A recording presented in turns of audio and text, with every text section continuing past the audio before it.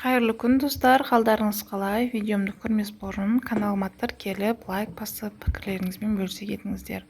Соңғы кездері ютубқа видео салмай қойдым. Енді менен осындай контентті күтіңіздер. Егер сіздерге ұнап жатса, комментарий бөлімінде бөлісіңіздер.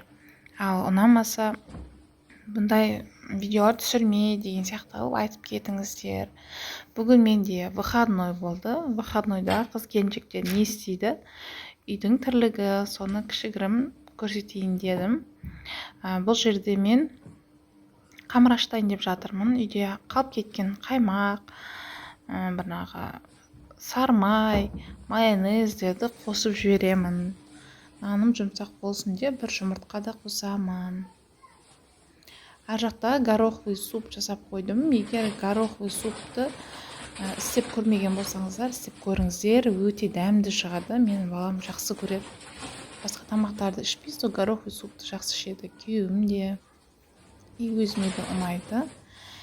Гороховый суп демекші, менің Алматыдағы группаластарым горохтан, маштан жасалған тағамдарды білмейді. Сондықтан айтып жатырмын.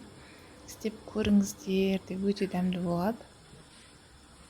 Ал енді мына жерде мен қамырымды ашып тастайын дедім. Басқа тірліктерін бітірем дегенше қамырым ашып қалады.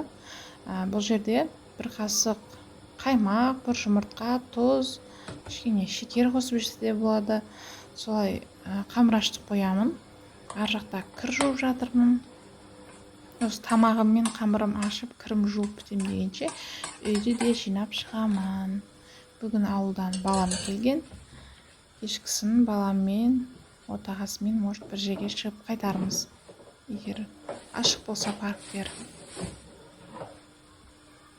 Ал ары қарай видеоны өз даусында көре беріңіздер. Арасында мен қарап қоймын, штативпен түсіріп жатырмын. Құлап кетем екен телефоным деп. Ал видеом соңына дейін көріңіздер. Қызық болып жатса лайк басып, комментарий жазып кетіңіздер.